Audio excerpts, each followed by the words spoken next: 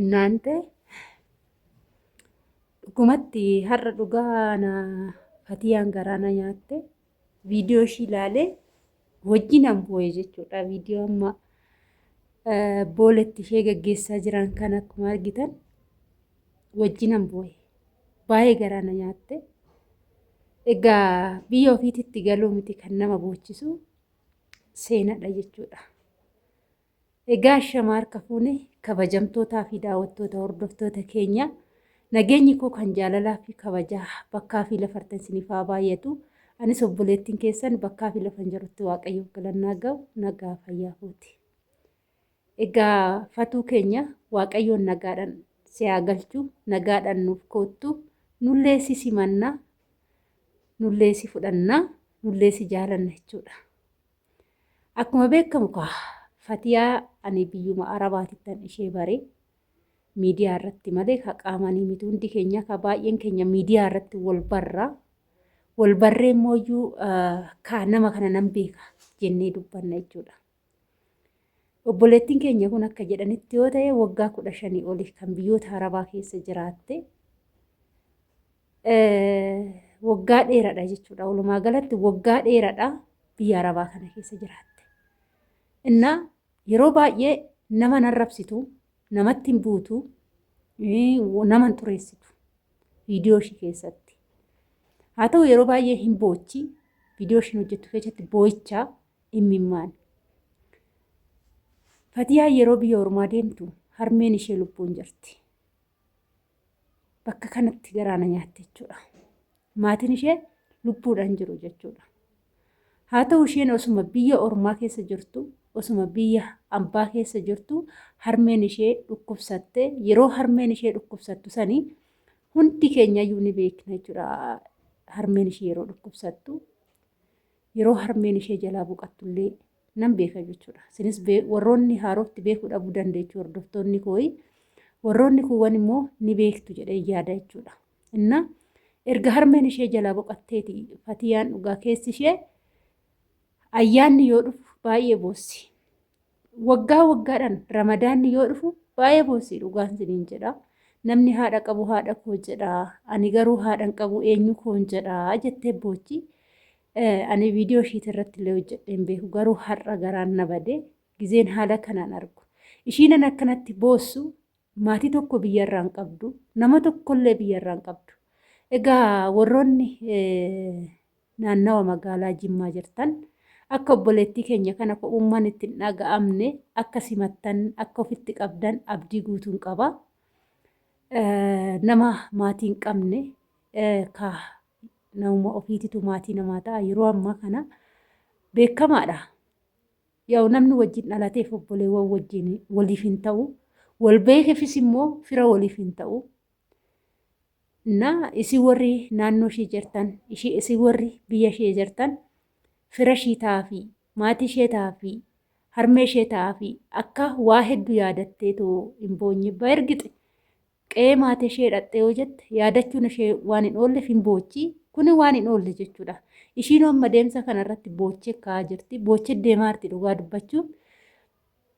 Irra guddinni amma ishee kan boochisaa jiru hiriyoota yookaan namoota biraa deemtu sana osoo hin taane eessatti hangalaa yoon galee harmee koon argu yoon galee deessee koon argu kan jettudha jechuudha. Wanti immoo addunyaa kanarratti wanti haadha namaa caala hin jiru naante wanti haadha namaa caala hin jiru. Innaa haadha ormaa haadha siif haa godhu waaqayyoon. Haadha ormaa haadha gaarii haadha kan kee siif haa godhu. Harmee tee mooyyuu ishee biyya akaraa deemte rabbiin jannata keessatti haa qananiisu. Atis immoo akka intala tokkootitti waan gaarii hojjettee harmee keetiif jettee biyya keetti galteertaa sadaqaa harmee keetii baastee nama ishee gammachiisu jannata keessatti si haa taasisu. Irra guddinaan immoo shamarran keenya jechuudha asirratti ani obboleettii keenya kanarratti aansee wanni hin jedhu jechuudha.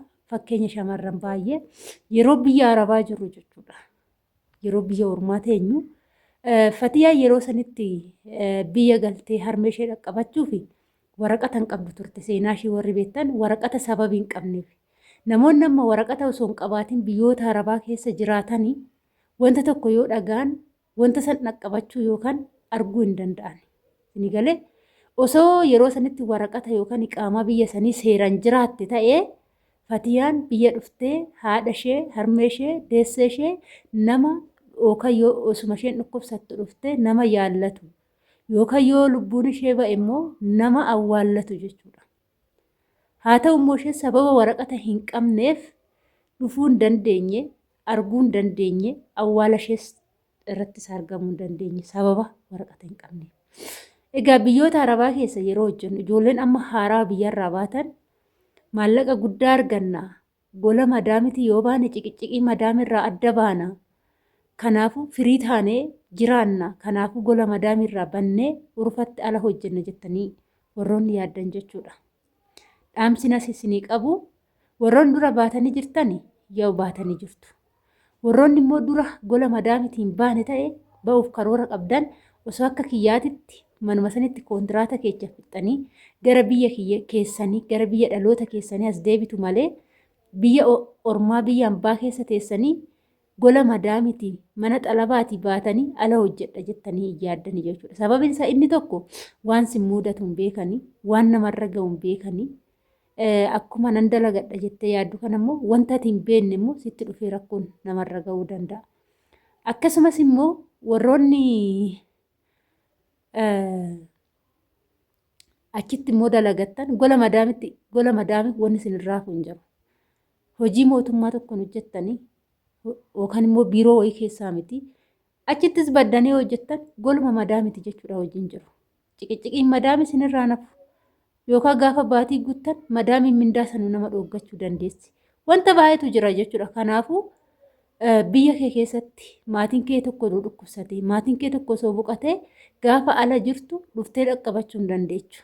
Garuu xalaba yoo jiraatte immoo dhuftee dhaqqabachuu ni dandeessaa jechuudha.